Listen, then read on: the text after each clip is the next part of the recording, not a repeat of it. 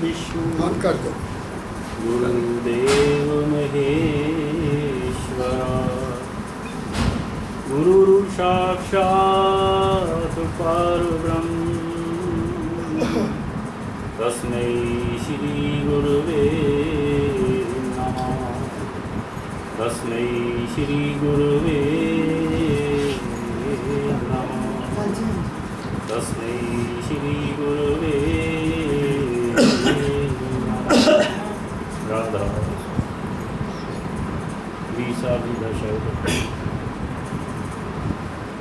मन लागो मेरो यार फकीरी में, मन लागो मेरो यार फकीरी में, जो सुख पाओ नाम भजन में, वो सुख नाही अमीरी में। मन लागो मेरो यार फकीरी में, फकीरी में, फकीरी में।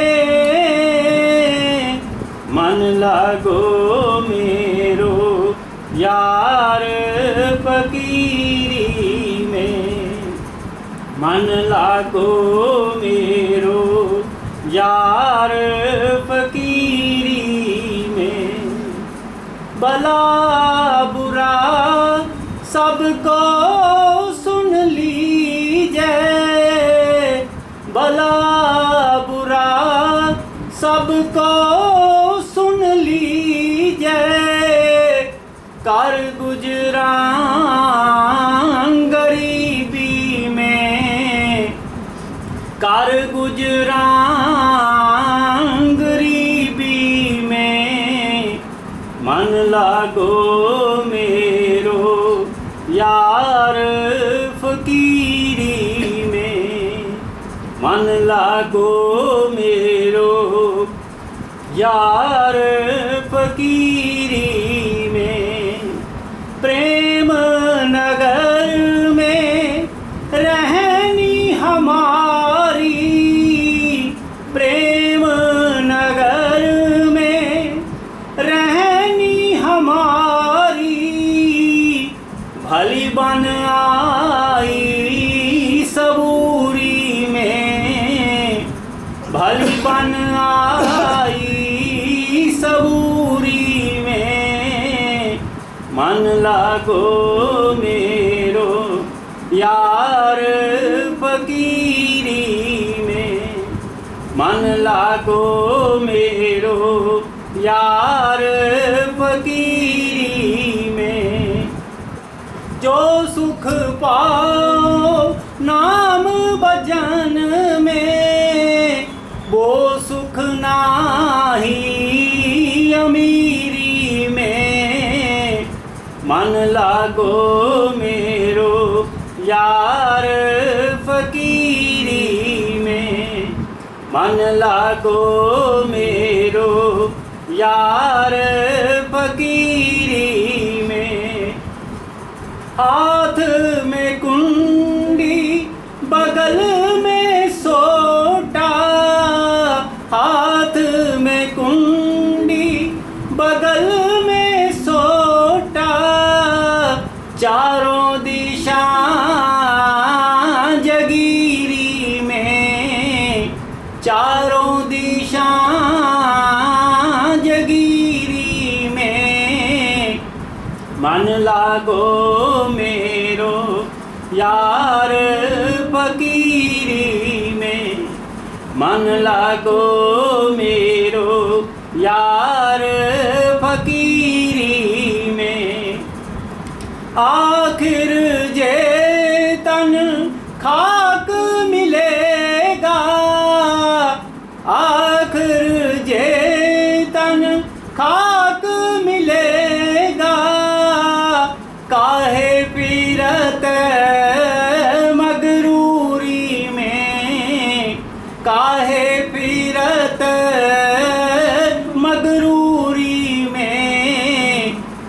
लागो मेरो यार फकीरी में, मन लागो मेरो यार फकीरी में। जो सुख पाओ नाम भजन में, वो सुख नाही अमीरी में, वो सुख नाही अमीरी में। मन लागो मेरो यार फकीरी में, मन लागो मेरो यार फकीरी में। कहे कबीर सुनो भाई साधो, कहे कबीर सुनो भाई साधो। साहिब मिले सबूरी में, साहिब मिले सबूरी में। मन लागो मेरो यार फकीरी में। जो सुख पाओ नाम भजन में, वो सुख नाही अमीरी में, वो सुख नाही अमीरी में। मन लागो मेरो यार फकीरी में, मन लागो मेरो यार फकीरी में। राधा राधा स्वामी। आपने शब्द सुना कबीर साहब का, दो बातें इसमें याद करने वाली हैं। एक तो कहते हैं कि फ़कीर की सारी जगीर होती है फ़कीर की सारी जगीर होती है, सब उसका ही है। दूसरा कहते हैं कि जो नाम भजन में सुख है वो कहीं नहीं है। तीसरा वो कहते हैं कि सबूरी में रहो, सब्र में रहो, सब्र सबूरी सबसे बड़ी क्या है, सबूरी। अब आप तीनों चीज़ों के ऊपर ज़रा ध्यान कीजिए, जो मैंने गंभीरता से इनको सोचा हुआ है। नाम भजन क्या है? नाम भजन से तुम दुनिया को भूल जाते हो। पहली बात, जब तुम सिमरन करते हो तुम्हें ना घर का पता है, ना शरीर का पता है, ना मन का पता है, ना धर्म का पता है, ना देश का पता है। तुम्हें आनंद है, क्योंकि दुख तीन तरह के हैं। एक शरीर का दुख है, एक शरीर का दुख है, शरीर में कोई रोग आ गया तो दुखी होकर तुम्हें चैन नहीं आएगी। एक मन का दुख है, मन में कोई बेचैनी है, कोई आशा है, कोई भावना है, वो पूरी नहीं हो रही, तुम दुखी हो, तो वो जो मन का दुख है। तीसरा है अज्ञान, मुझे अपना ज्ञान ही नहीं है, आत्मज्ञान क्या है, इसलिए जो अज्ञान जो है ये सबसे बड़ा दुख है। ये तीन चीज़ें उन्होंने कही हैं। तो अब जब आप नाम में उतर जाएंगे, गुरु द्वारा बताए गए, तो तुम्हें तीनों चीज़ें भूल जाएंगी। कब भूलेगी? जब तुम्हारा शरीर तंदुरुस्त है। बाबा फकीर जी महाराज कहा करते थे कि मैं इतना ऊंचा चला गया, बाहर रहता हूँ, लेकिन जब शरीर में तकलीफ़ होती है तो नानी याद आ जाती है। तो सबसे पहले क्या है? शरीर की तंदुरुस्ती। दूसरा क्या है कि मन की आशाओं को कम करो। जितनी आशाएं होंगी, जितनी कामनाएं होंगी, उतना ज़्यादा दुख होगा। एक पर छोड़ दो, उस पर छोड़ो, उसको कहते सबूरी। तेरे हुक्म में रहता हूँ, मुझे नहीं कुछ भी चाहिए। बात समझ गए? ये दूसरी बात है। तीसरी है, वो कहते जगीरी है। जब इंसान वहाँ चला जाता है, शरीर मन और आत्मा से आगे चला जाता है, तो वो सर्वव्यापक हो जाता है। वो सर्वव्यापक हो जाता है। सर्वव्यापक हो गया तो सारी दुनिया उसकी है। बात मेरी समझ गए ना? वो सारी दुनिया उसकी है। तो इसलिए तीन बातें कबीर साहब ने जहाँ कही हैं कि मुझे कहाँ आनंद मिला। और फ़कीर का मतलब ये नहीं है जो कासा लेके मांगता है, फ़कीर शहनशाह होता है। फ़कीर जो होता है वो शहनशाह होता है। चाह गई चिंता मिटी मनवा दे बेपरवाह, जिसको कुछ नहीं चाहिए वो शाम का शाह। उसको इच्छा ही कोई नहीं है, क्या खाना क्या पीना क्या पहनना, कोई इच्छा नहीं है। जो मिल गया ठीक है, बात समझ गए, वो शहनशाह होता है। लेकिन है ये बड़ा कठिन, ये बड़ा कठिन है। क्यों कठिन है, अब आगे सुनाता हूँ। एक हमारा शरीर है, ये रामायण में कहते हैं राम दशरथ का बेटा था। दशरथ किसको कहते हैं? जिसके 10 पहिए हों और वो, उसको कहते हैं ये रथ है। हमारा शरीर रथ है, हमारा शरीर रथ है। 10 पहिए ये हैं, 10 और हैं, तो ये हमारा रथ है। और हमारी इंद्रियां क्या हैं? इंद्रियां हमारे घोड़े हैं। ये इंद्रियां जो हैं घोड़े, भागते हैं। आँख भी भागती है, कान भी भागता है, रसना भी, हा बड़ा स्वाद है, और खा लो, ये भी खा लो, ये भी खा लो। ये 3 बहुत खतरनाक हमारी घोड़े हैं। और बाकी 5 जो हैं वो तो पैर हैं, हाथ हैं, चमड़ी है और ज़ुबान है। ये 5 ये इतने खतरनाक नहीं हैं जितने ज्ञान इंद्रियां हमारी खतरनाक हैं। तो ये 10 घोड़े हैं। इनकी लगाम किसके हाथ में है? इनकी लगाम मन के हाथ में है। ये मुझे अब समझ लग रहा है। पहले मैं समझता था कि मन घोड़ा है ना, मन तो घोड़ा है ही नहीं। मन तो जहाँ बैठेगा आँख दौड़ेगी, आँख दौड़ेगी ना, मन तो नहीं दौड़ता। जहाँ सुनेगा वहाँ दौड़ता है, वहाँ बहुत अच्छा करते हैं, बात समझ गए। रचना है, वहाँ अच्छे खाने को मिलता है, वहाँ दौड़ेगा। तो मन हमारा लगाम है। जब तक मन लगाम के रूप में हमारी इन इंद्रियों के ऊपर कंट्रोल रखता है, हम बहुत सुखी हैं, हम बहुत सुखी हैं।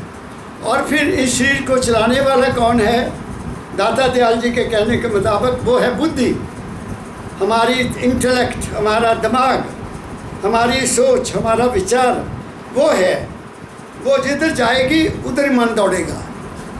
जिधर हमारी बुद्धि जाएगी, हमारी इंटेलेक्ट जाएगी, हमारी सोच जाएगी, उधर ही मन जाएगा। जिसने समझा कि सब मेरे हैं तो फिर वो कहाँ वो डिफरेंस में नहीं पड़ता, वो नहीं पड़ता। तो बुद्धि हमारी जो है वो इसका सारथी है, मेरे शरीर का सारथी मेरी बुद्ध है। क्या सुबह जाना है, मंदिर जाना है, तो किसने प्रेरित किया? बुद्ध ने प्रेरित किया। और 5 कर्म इंद्रियाँ चल पड़ी, बूट डाले, कपड़े डाले, तैयार हो गए। क्या कहा मैंने? और जहाँ आकर आँखों का प्रयोग हो गया तो आँखें अपना काम करती हैं, बात समझ गए। ले आओ आगे, बहन जी को इधर ले आओ, इधर बैठाओ।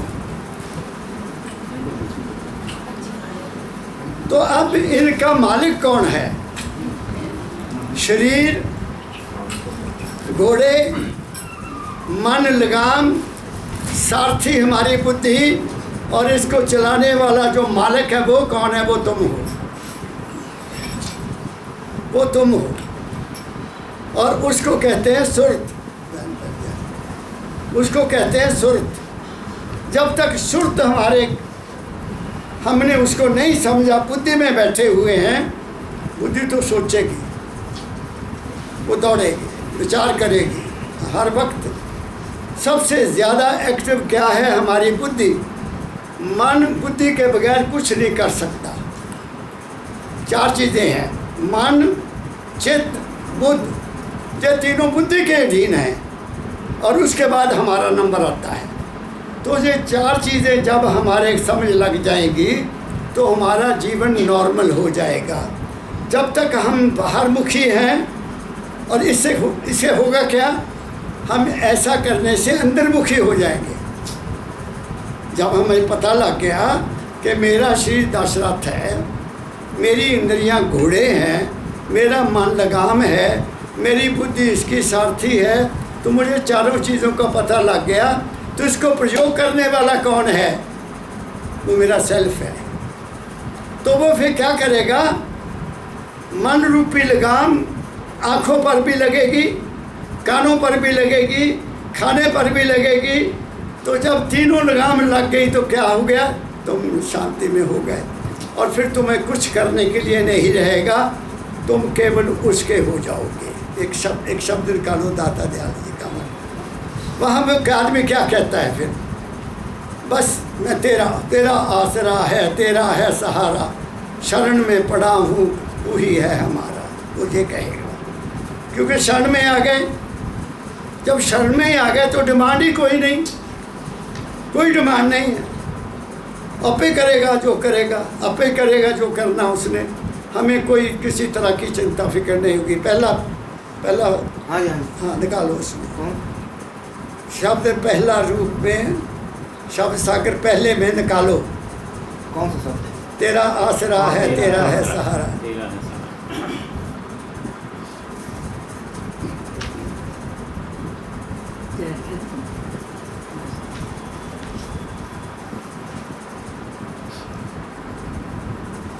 मिल गया? हाँ जी हाँ जी। निकालो, ये सुनाओ। जब ये हो जाएगा, सहारा भी तेरा है, आसरा भी तेरा है। सहारा होता है नीचे से सहारा देना, आसरा होता है ऊपर से पकड़ना। आप समझ गए ना? सहारा नीचे से, आसरा ऊपर से।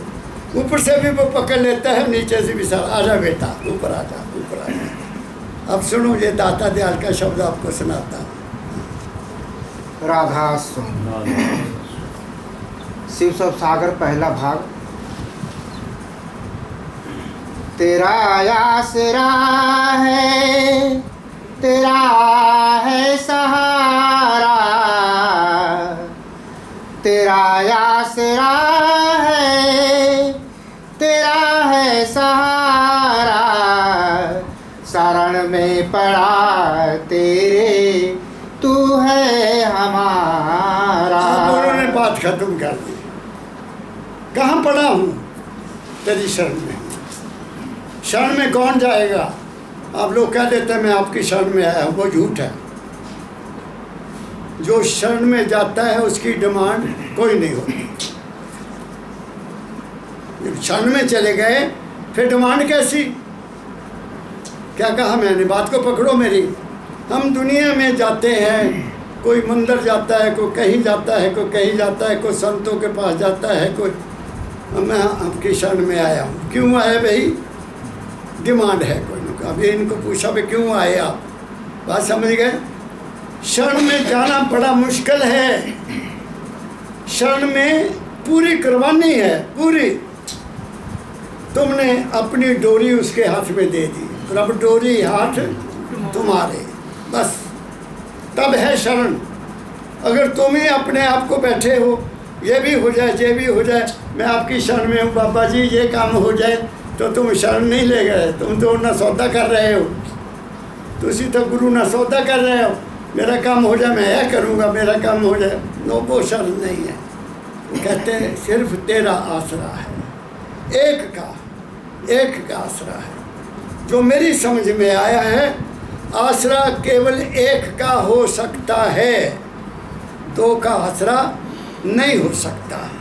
तुमने दरिया पार करना है, एक बेड़ी पर बैठोगे, दो पर तुम बैठ नहीं सकते। एक बोड़ी को बैठेगे पार पहुंच जाओगे। बात समझ गए? रास्ते में कहोगे नहीं मैं हूँ आ बेड़ी पारनी है, तुम डूब जाओगे। मेरी बात समझ गए? तेरा आसरा है, तेरा है सहारा, शरण में पड़ा हूँ कि तू है हमारा, मेरा और कोई नहीं है। आगे। निराश हूँ जग से मैं, आशा तेरी है। निराश हूँ जग से मैं, आशा तेरी है। दया की हो दृष्टि, मिटे कष्ट तारा। वो कहते हैं मैं जग से दुखी हो गया। अब दुनिया में धार्मिक जगत में लोग कब भागते हैं? जब उनको कोई दुख होता है। परमदयाल जी महाराज कहा करते थे, दाता दयाल ने भी लिखा है,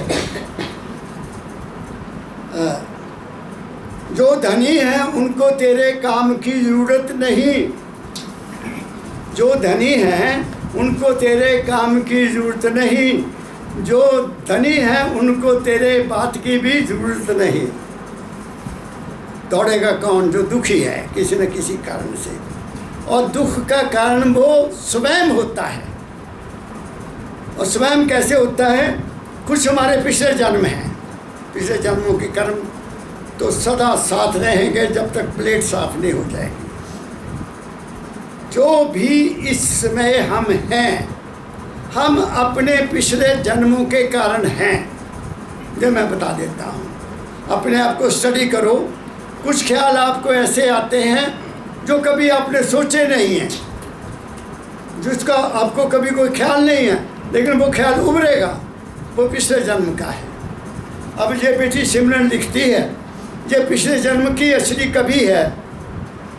इसके अंदर वो एक वो लिमिट चली हुई है, वो चली हुई है, वो इसको कहीं ना कहीं पहुंचा देगी, यह मैं जानता हूँ। लेकिन इसको लगन से काम करना होगा। जैसे मैंने बताया अभी इसको कि लाइन को पूरा करो बेटा, पूरा करने से तुम्हारी पिछली जागृति पूरी आ जाएगी और तुम्हें पता लग जाएगा। बात समझ गए? हर बच्चा अपने साथ कुछ लेकर आता है, बगैर मतलब के कोई दुनिया में पैदा नहीं होता, कोई नहीं पैदा होता, हर का मिशन है। तो वो कहते हैं मैं तो जग से धरा हुआ हूँ, आपकी शरण में हूँ, तो मुझे बचा लो, आगे बढ़ो।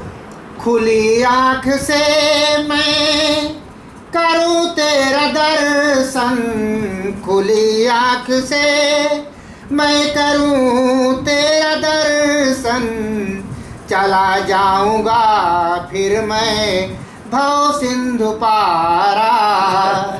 बहुत ऊँची बात कही है, दाता दयाल का शब्द है।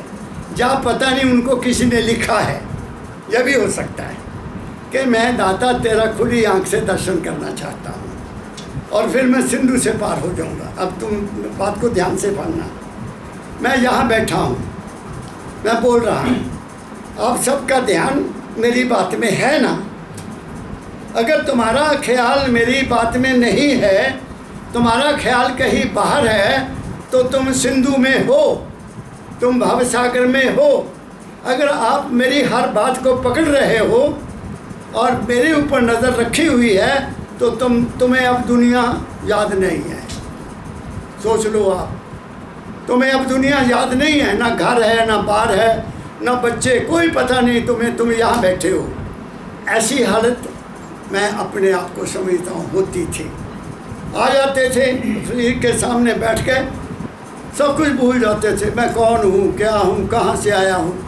जब सत्संग खत्म होता था तब पता लगता था वो मैं तो हुजूर के चरणों में बैठा हूँ। बात समझ गए? खुली आँख से तेरा दर्शन मैं पाऊँ, तो फिर क्या होगा? भव सागर से मैं अपने आप पार हो जाऊँगा। सत्संग की बहुत बड़ी महिमा है, क्योंकि सत्संग में एक ट्रेनिंग होती है भव सागर से पार जाने की। थोड़ी देर के लिए, घंटे के लिए, 1.5 घंटे के लिए आप दुनिया को भूल जाते हो। भूलते हो कि नहीं भूलते? अगर दुनिया को नहीं भूलते और तुम्हारा दिमाग कहीं बाहर है, तो तुमने कुछ भी नहीं पाया, वो वाणी ऐसी चली जाएगी। तो इसको पकड़ा, समझ लिया कि दर्शन में बहुत बड़ी ताकत है। क्या कहा मैंने? आगे बढ़ो। अमृत पिला मुझको दे सत का जीवन, अमृत पिला मुझको दे सत का जीवन, काल और कर्म का हूँ मैं मारा। अब 2 चीज़ें हमारे जीवन में हैं जो हमें तंग करती हैं। समय के अनुसार सुबह से लेकर शाम तक हमारे मन में ख्याल बदलते रहते हैं। इसको कहते हैं काल, समय।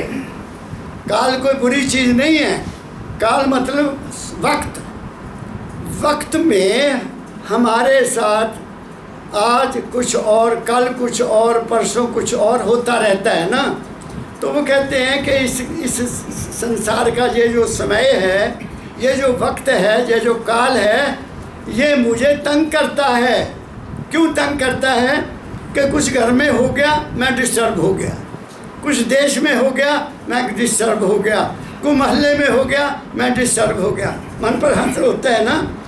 तो जब हम इस काल में होने वाले परिवर्तन से बच जाते हैं, जो हो रहा मुझे क्या, मैंने क्या लेना, मोदी जो करता रहे, वो जो करता रहे, मैंने क्या लेना, बात समझ गए। तो तुम काल से बच जाओगे। फिर क्या होगा, फिर अमृत मिलेगा तुम्हें। कहाँ? अंदर। अमृत क्या है? पूर्ण शांति, पूर्ण शांति, न इसके हक में न उसके विरोध में, तब आती पूर्ण शांति। फिर पढ़ो यही लाइन, अमृत पिला मुझको, मुझे अमृत पिला दे। कौन सा? कि मैं ये काल और माया का जो असर मेरे ऊपर होता है वो होना बंद हो जाए, ये है इसका मतलब। आगे, अमृत पिला मुझको दे सत्य का जीवन। सत्य का जीवन। सत्य क्या है? क्या मन सत्य है? नहीं है। क्या शरीर सत्य है? नहीं है। क्या मेरी इंद्रियां सत्य हैं? नहीं है। एक दिन तो ये साथ छोड़ जाएंगी। बुढ़ापे में आदमी की हालत देखो, मुंह में दांत नहीं रहते, आंखों की रोशनी खत्म हो जाती है, कान भी जवाब दे जाते हैं ना, वो पहले ही छोड़ जाते हैं। ले हुन तू कर ला की करना, that is a warning, that's a warning. तो सत्य का जीवन क्या है? वो मन, चित्त, बुद्ध, अहंकार से आगे है। ना वहाँ देह है, ना वहाँ हमारे घोड़े हैं, ना वहाँ हमारा मन है, ना वहाँ मेरी बुद्धि है।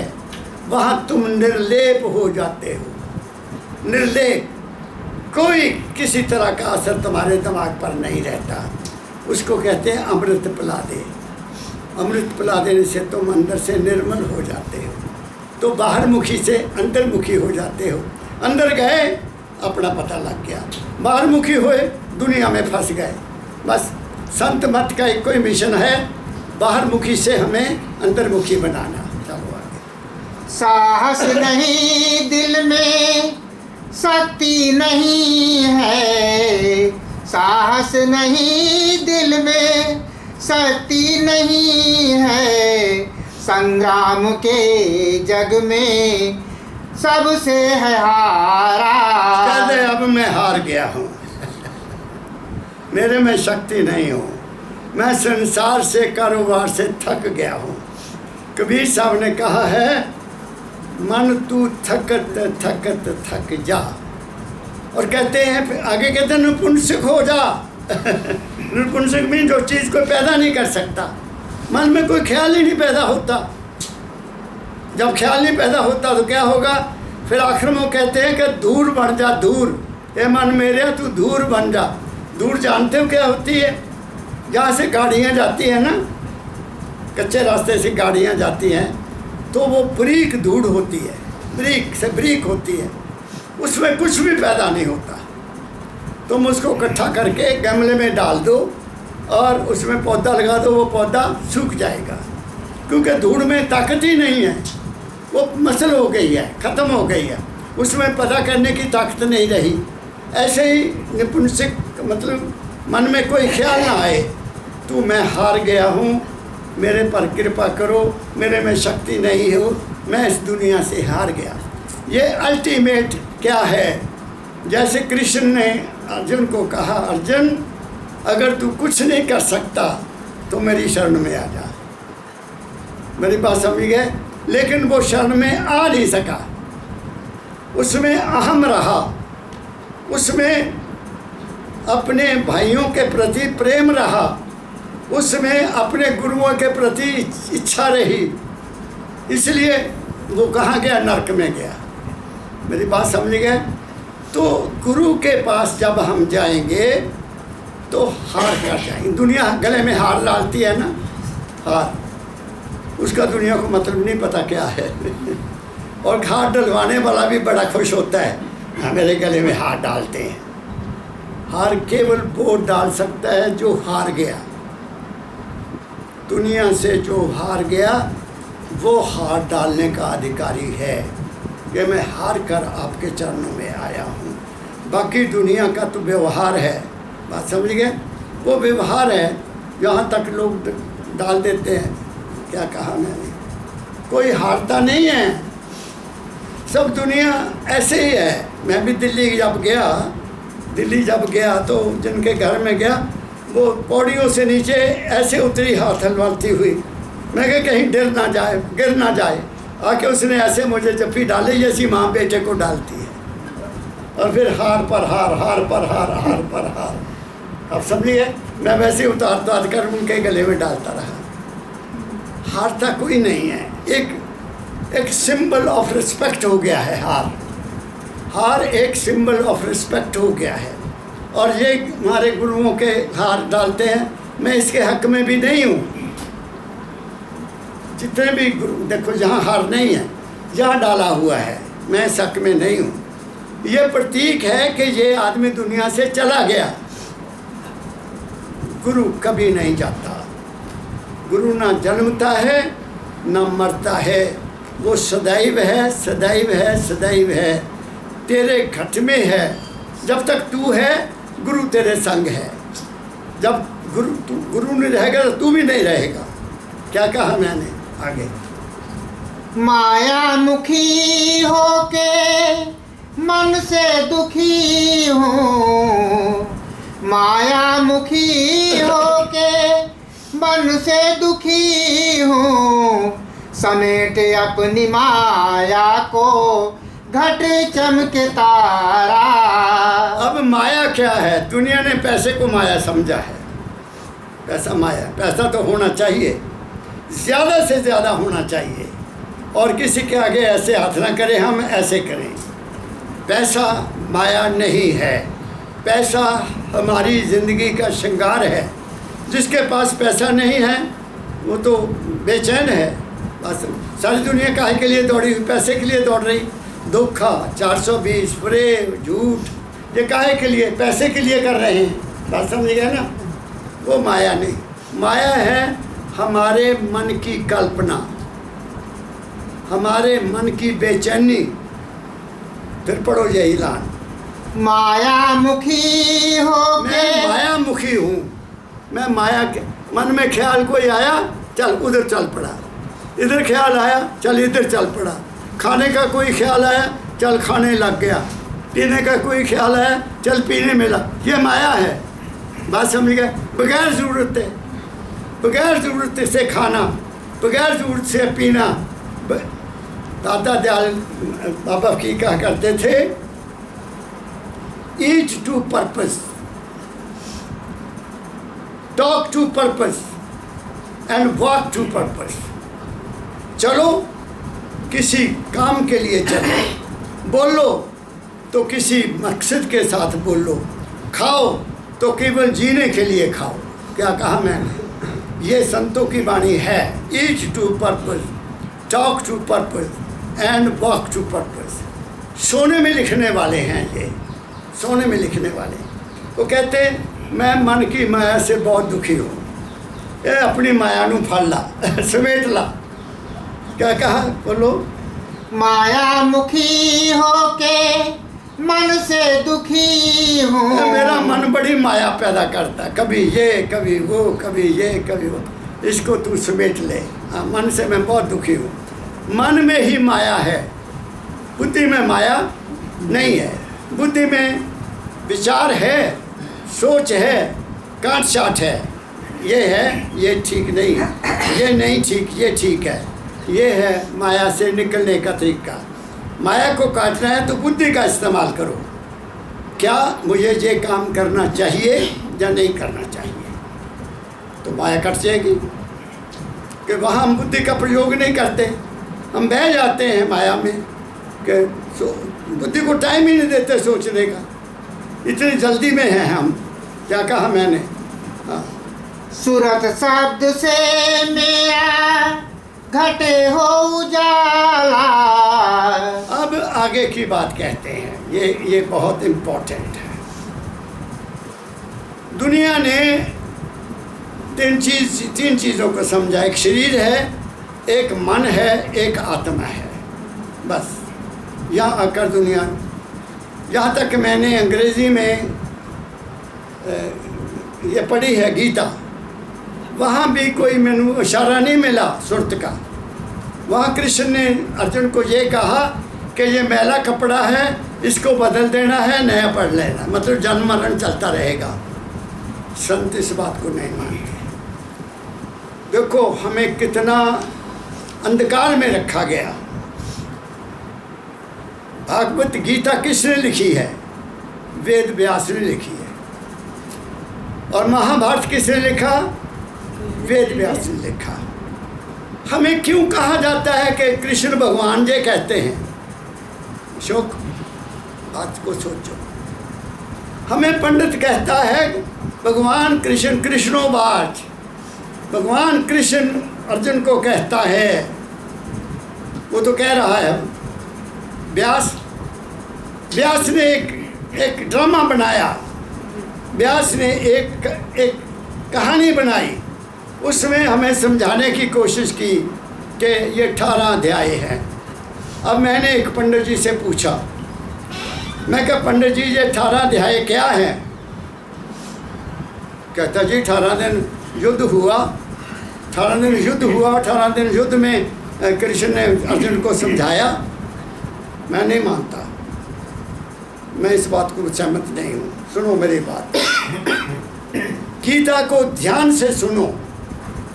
6 चक्र हमारे शरीर के हैं, जो कर्म इंद्रियां हैं, इसमें कर्म करना है हमने। 6 चक्रों के द्वारा हमने कर्म करना है। 6 चक्र हमारे मन के हैं, इससे हमने ज्ञान प्राप्त करना है। अगले 6 चक्र जो हैं वो ज्ञान के हैं, और 6 चक्र हमारे ऊपर के हैं, यहाँ से लेकर यहाँ तक। ये 18 चक्र हैं। वेद व्यास ने इन 18 चक्रों का हमें अर्जुन को बनाया क्या नाम है, सवाल करने वाला, और कृष्ण को बताया सारथी। उसको ये समझाने की कोशिश की है, लेकिन असली बात वो नहीं कह सका। मैं ये कह सकता हूँ, ये मैं कह सकता हूँ। मैं संस्कृत नहीं जानता, मैंने अंग्रेज़ी की किताब पढ़ी है। तो ये 18 चक्र 18 दिन चला होगा, क्या पता चला कि नहीं चला। और 18 दिन में क्या भगवान कृष्ण हर रोज़ उसको गीता समझाते रहे। लड़ाई कब हुई?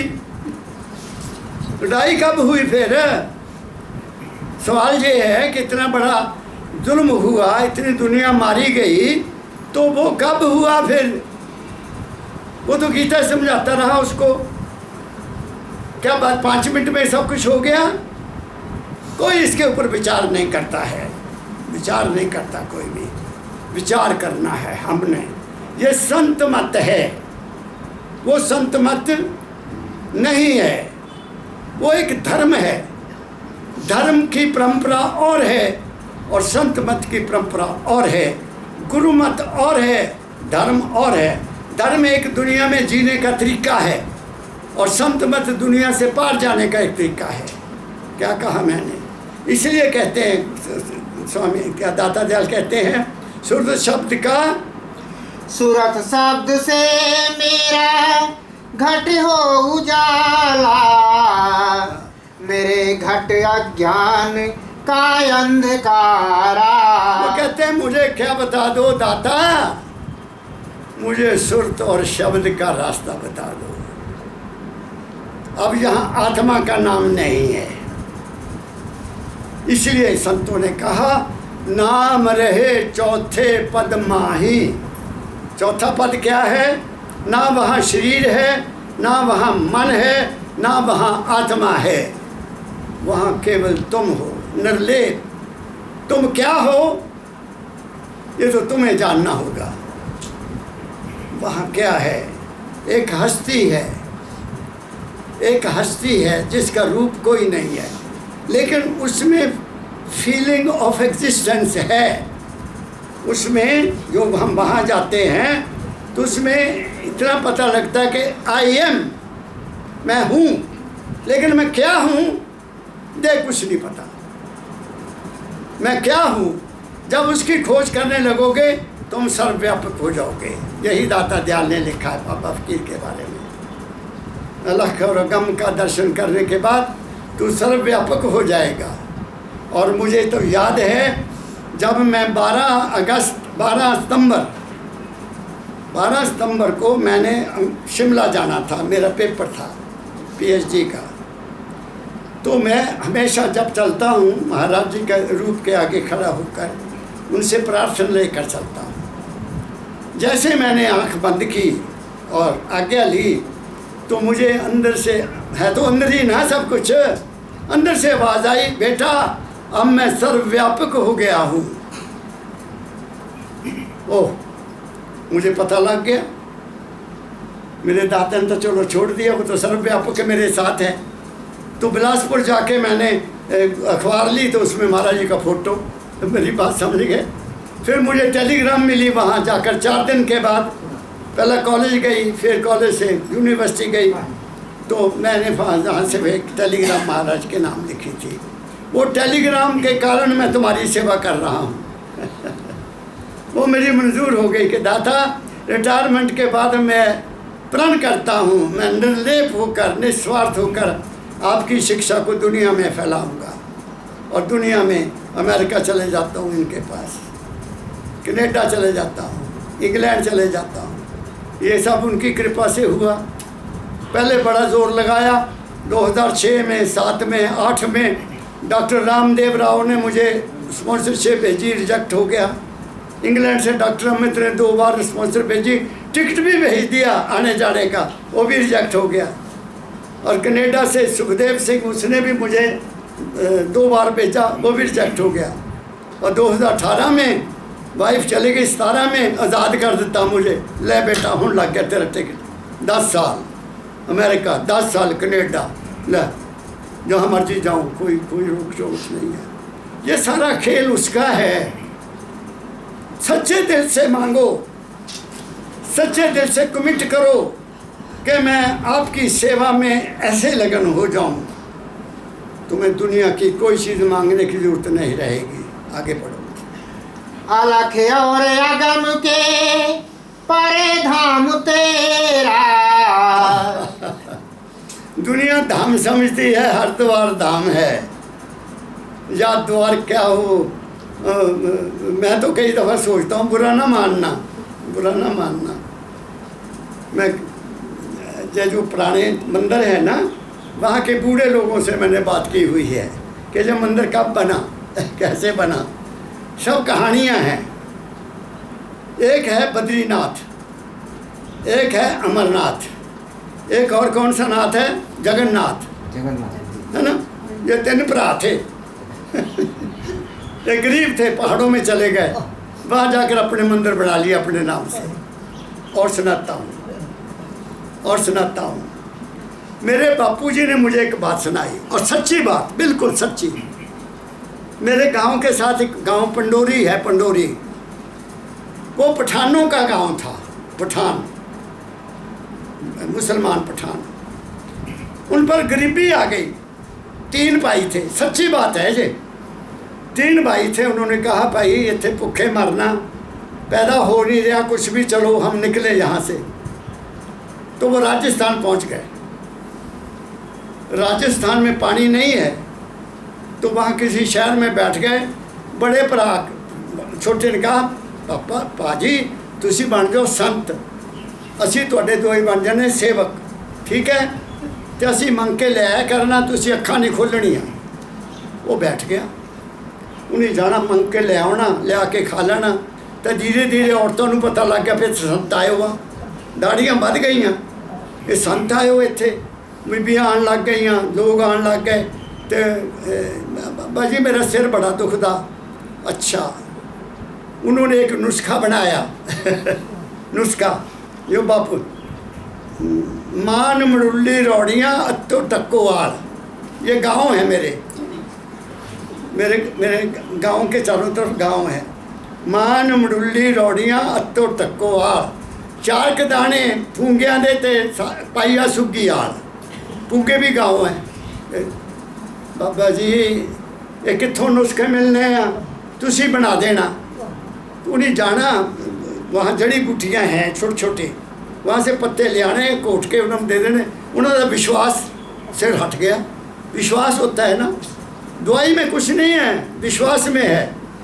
तो लोकी आए, कहते महाराज हमारे पानी नहीं है, हमारे पानी नहीं है, पानी की कृपा करो। अच्छा भाई, पानी के लिए बैठना पड़ेगा मुझे। तो 4 दिन के बाद सोचूंगा मैं। अखा बंद कर ली है। गबले भरा नूं क्या गल सुन, तू शहर चल जा, एक नेज़ा बनवा के लिया। नेज़ा जानते, लोहे का लंबा, मोरे तिखा, वो लिया बना के।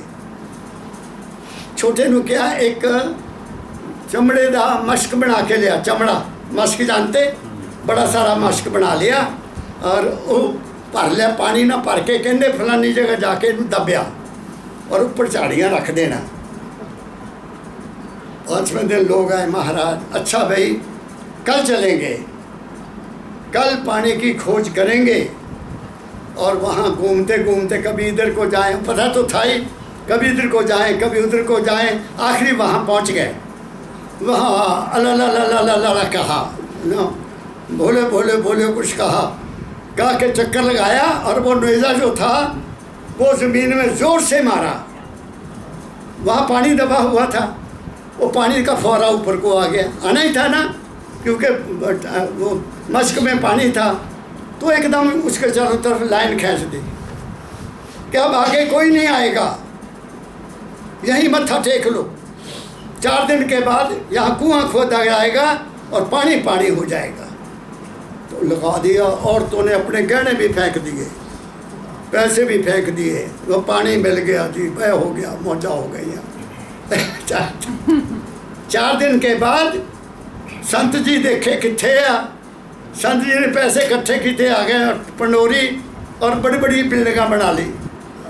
मैंने वो देखी है, वो बिल्डिंगें मैंने देखी हैं। हाँ, फर्स्ट क्लास देवड़ियाँ बनी हैं, मकान बने बड़े बढ़िया। और इतने भी उसके बाद पाकिस्तान बन गया। ये दुनिया है, ये असलियत बताई मैंने आपको। इस दुनिया हमें को गृहस्थी हो, मैं भी गृहस्थी हूँ, हमें लूटने के लिए तरह तरह के ड्रामे किए जाते हैं। उन ड्रामों से बचो और अपने बच्चों का पेट पालो, अपने बच्चों को एजुकेशन दो, अपने बच्चों को काबिल बनाओ। कुछ नहीं रखा इन जगहों में जाने से, सब जगह धोखा है, धोखा है, धोखा है। क्या कहा मैंने किसी का मैं खंडन नहीं करता, हो सकता है उस समय ये बातें होती होंगी, लेकिन ये मेरे बापू ने मुझे बताई। मेरे गांव में एक राशों का परिवार था, तो वो बड़ी चाटी में रस उस गांव में बेचने जाते थे, गन्ने का रस। अब बताओ वो कितने अमीर आदमी होंगे कि गन्ने का रस घर में पीते थे। मेरी बात समझ गए?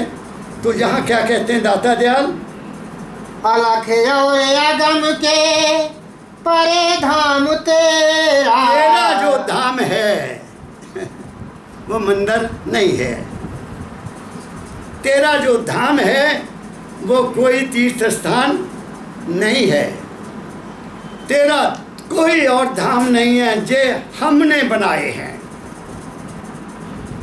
वो तेरा धाम जो है वो देखा नहीं जा सकता, वो बहुत विशाल है। तेरा अंत कौन जाने, तू तो अपरंपार है। यही गुरबाणी कहती है, यही मैंने पिछले सत्संग में आपको बताया था कि वो है। क्या है? वो तो एक सागर है, काहे का? एनर्जी का, काहे का? कॉन्शियसनेस का। मैं ऐसा समझता हूँ। दैट अलख अगम अनामी जो है, that is an ocean of energy and consciousness. उसमें जो गया वही रह गया। जैसे समुद्र का पानी का एक बूंद समुद्र में चलेगी, वो क्या कहेगी? कुछ भी नहीं कहेगी। मेरी बात समझ गए? परमदयाल जी महाराज कहा करते थे कि ऐ मालिक मुझे ऐसी ताकत दे कि मैं शरीर छोड़ने के बाद बताऊं मैं कहाँ जा रहा हूँ, मैं कहाँ हूँ। तो आखिर में उन्होंने लिखा कि मैं जो सोचा था वो मेरे बस में नहीं है, लेकिन मैं अब उसमें समर्पित हो रहा हूँ। ये कहा, मैं उसी का अंग बन रहा हूँ। जब उसी का अंग बन गया तो फिर कुछ मांगने की जरूरत रहती है? तो ये काम जीते जी होना चाहिए। उसका अंग हम इस जीवन में पहले बनना है। मरने के बाद कैसे बनोगे? क्या कहा? क्या मरने के बाद मोक्ष हो जाएगा? नहीं होगा।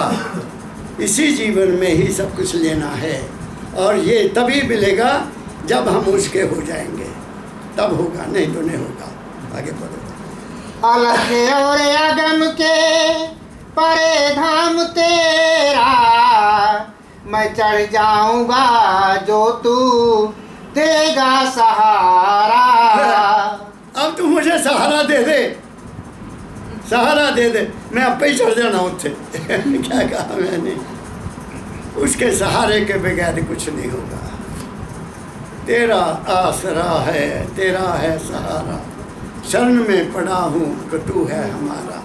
बस उसके हो जाओ, तुम्हारे सारे काम अपने आप हो जाएंगे। आगे। गुरु राधा स्वामी ने हम पर दया हो, गुरु राधा स्वामी की हम पर दया हो, हमें तार दो समझे तुम जग को तारा। हम पर दया हो लिखा। गुरु राधा स्वामी की हम पर दया हो। अब मांगा क्या है? मेरे ऊपर दया कर दे। मैं तर गया तो सारी दुनिया तर गई। मैं देखने थोड़ी आना, मैंने को देखने आना है कि मैं तर गया तो बाकी दुनिया में देखो तर गए कि नहीं तर गई। एक भावना है कि जब तू मेरे ऊपर दया करेगा तो बाकियों को भी दया करना। इसलिए बाबा फकीर कभी कभी कहा करते थे सत्संग में, तुम बहुत भाग्यशाली हो जिनको मेरे जैसे सतपुरुष का सत्संग मिल रहा है। मैं बीज डाले जा रहा हूँ, ये कभी न कभी अंकुर होकर दरख्त बनेगा। ये कहा करते थे, महाराज जी कहा करते थे। बस हो गया। हाँ जी। आरती कर दो। राधा स्वामी शरण शरण की वंदना। चरण शरण की वंदना, देखो